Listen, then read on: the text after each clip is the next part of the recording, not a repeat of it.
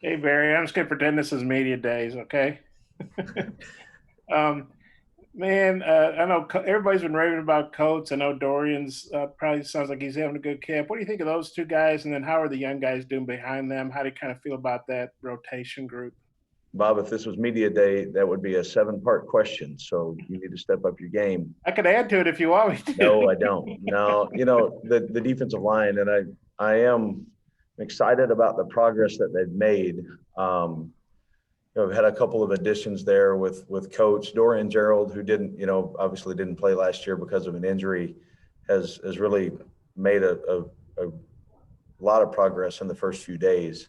If we look at it, this was really this practice number 11 today. I feel like we've had a lot more, but I think we've gotten a little bit better each day, and that's a sign of the want to and the desire and the work that the guys are putting in. Jonathan Marshall inside's done a heck of a job. Eric Gregory continues to get better, but we're going to need all those guys. And I hate to, Isaiah Nichols. Exactly what you're going to get every day with Isaiah. He's going to be assignment sound. He's going to give great effort. We're asking them to do a lot, and we're putting a lot on their plate. As we get closer to game one, we'll start, taking some things out. But they've been able to this kind of hang in there and keep. The more we pour on them, they've been able to get it and then get out on the field and apply it. So the thing with that position, it's so important, especially in this league, to play good defense. You better be good up front. If not, it's going to be a long day. So I'm leaning on those guys. Coach LeBlanc's done a heck of a job getting them in position of where they are now, and we just got to keep pushing for the next couple of weeks. Alyssa? Hey, Coach, I'm curious about your defensive backs, just how you feel they've been doing when they're covering the wide receivers, and then maybe specifically the guys like Jalen Catalon, Miles Slusher, your young guys, how they're doing. Yeah, I think we've had some days that have been really good, and we've also had some days of growing pains. And the sign of good teams, we continue. We don't have ups and downs. We're consistent, but they're working extremely hard. I think the guys at the safety position, we're rolling again a number of guys in there because we've got to prepare that way. And then also at the corner spot, Buster's had a really good camp so far. Jarquez continues to improve. Collectively, that group has got a chance if we'll continue to work and do the things that we're asking them to do. I think we've got enough skill there that we can mix in a lot of different coverages that'll help us out. And I've been in it long enough. The better your pass rush is, the better your pass defense is. So we're spending a lot of time with that to try to help us out on the back end. Thank you, Coach. Barry, Sam hasn't had a whole lot of good things to say about the linebackers. Are you concerned about that position, and kind of what are you looking for out of the scrimmage from them Friday?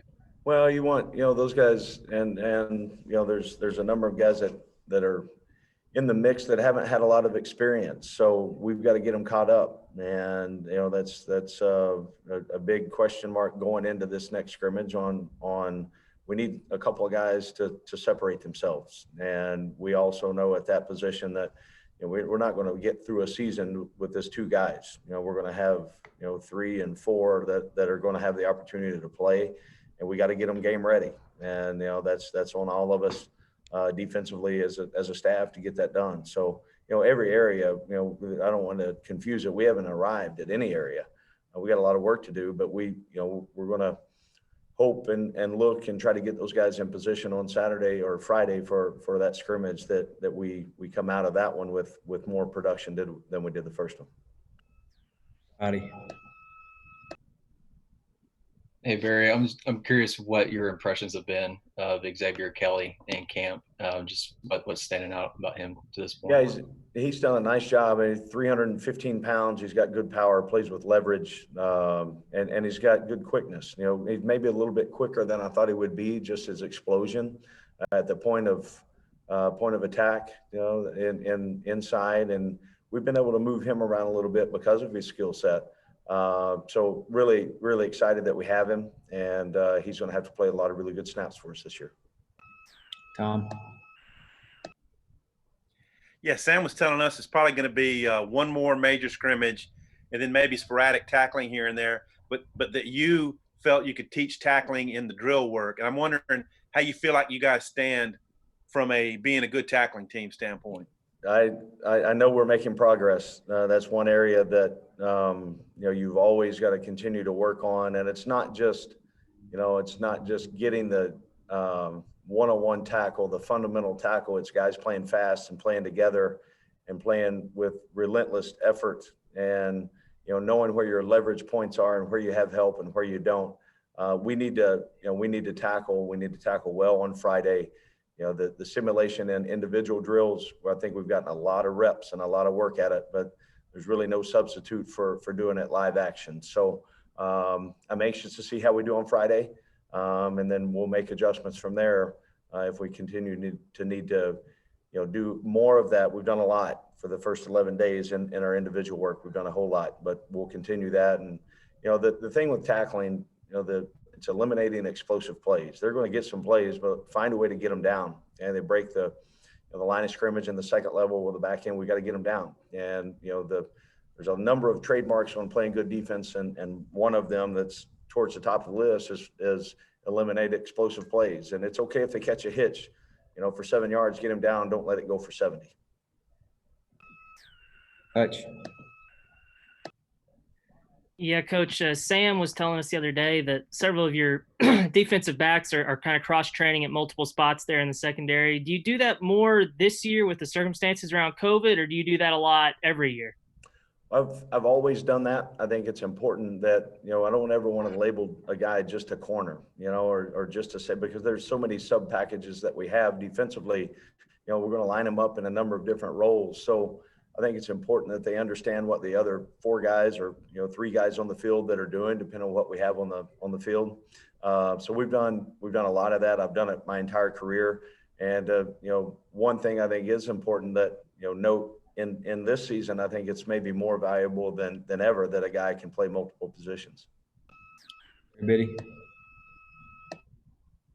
That was kind of my question, but I am curious because Coach Pittman was basically saying like half the secondary had worked at the nickel spot, and I was wondering how you see that position playing out. Is that a position that you work more with, or does Sam work more with? Sam Carter. Yeah, it's a good question. With that spot, there is a number of guys playing there, and Greg Brooks is really taken that position and played well. And it's not the only spot that he's going to play, but a lot of it, Trey, depends on what we're getting personnel-wise on who we're going to put in that spot. Down in distance, some of that within the scheme will dictate how we want to rotate the coverage and some things with that nature. But again, it comes down to cross-training, getting your best 11 on the field and finding a way to do that. We're rolling a bunch of guys in that spot and the 2 high safety spots. It's almost an interchangeable position at times.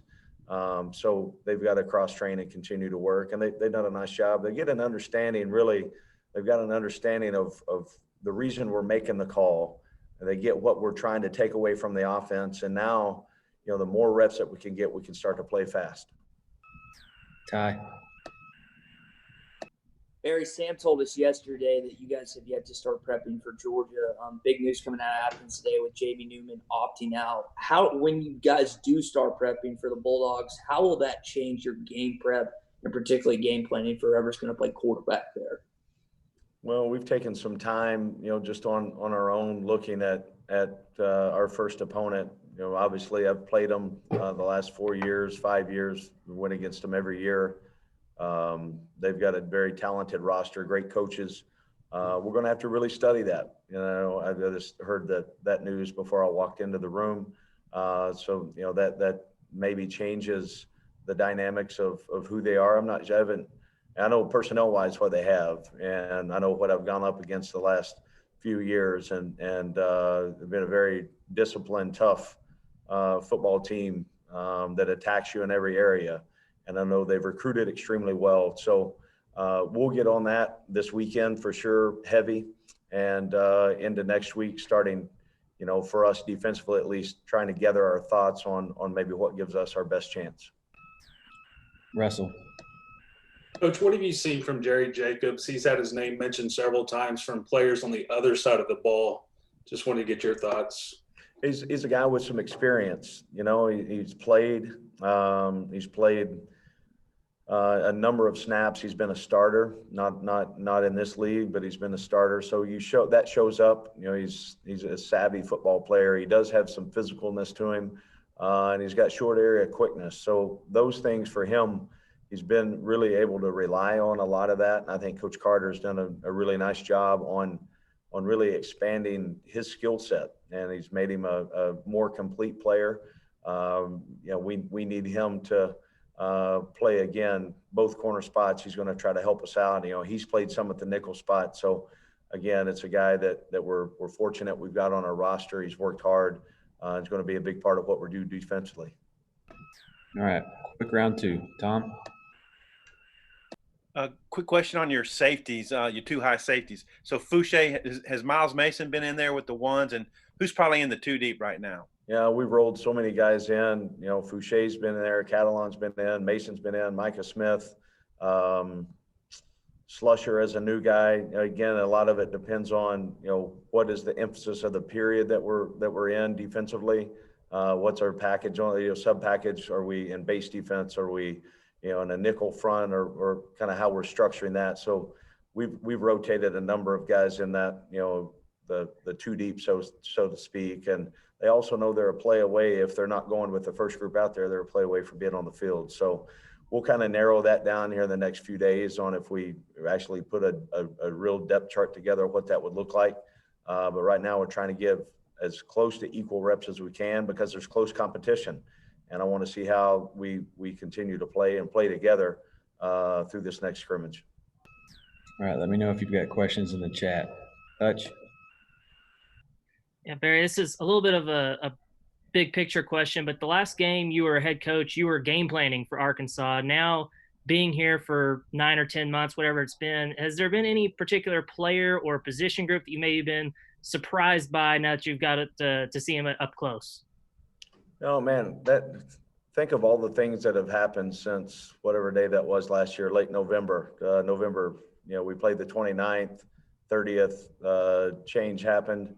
There's a lot of stuff that's happened in the world in there since then. So you look at, you know, the guy that going into the game last year, you know, we were ultra on alert for wherever number 16 was lined up, you know, and now being around him and watching him compete, I've got even more respect for him, because number one, he is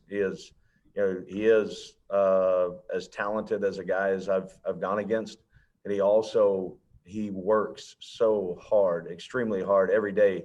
You're going to get his best every single day. And my respect factor has, you know, I know he was a good player last year, game planning, but now seeing him live and up close and in person every day, I've got a lot of respect for the kid. Bob?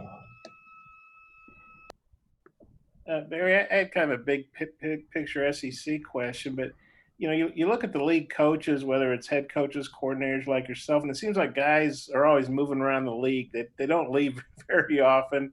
I know the SEC is a great league and it pays real well. What do you think about, you know, the SEC and the familiarity with everybody? And was it important to you to stay in the SEC? I'm sure you had a lot of offers.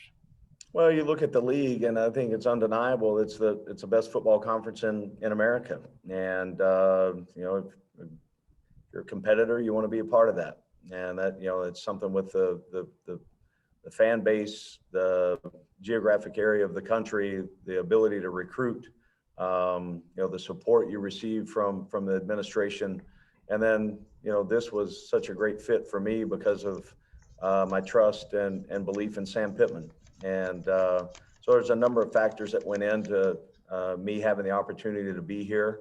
I'm fortunate and honored to be here and represent the University of Arkansas, and look forward to building this thing, and excited a lot more now than I was the day I took the job.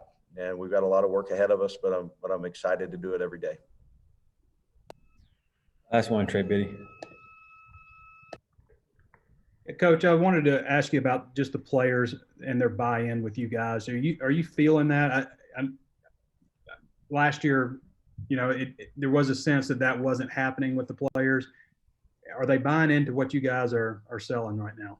Well, I think so, Trey. You look at the things that we put out in front of them, and then the way that they've attacked it. Now, also, you know, everything hasn't been sunshine and rainbows. It never is. But that also Coach Pittman has done such an amazing job on laying out the plan and just being honest and transparent and showing them this is the way that we're going to do things. This is our program, giving them the roadmap of what it looks like. And we also understand there's going to be some adversity. How do we respond? How close can we get before this first game happens? Because there's going to be adversity in that first game. How are we going to respond from it? You know, what are we going to do? You know, when things don't go your way, all those things. That's never a, you know, you can put a check mark by it. Yeah, we've arrived. We've done that. It's an ongoing process. But I know the way that practices are structured, if you know the way that Coach Pittman has brought this plan into reality. You know, if you go out there and you're not really in and 2 feet in, you're going to get exposed really quickly. And I'm proud of what our guys have done up to this point. You know, we've got not enough. The time is ticking, and we've got no room for error.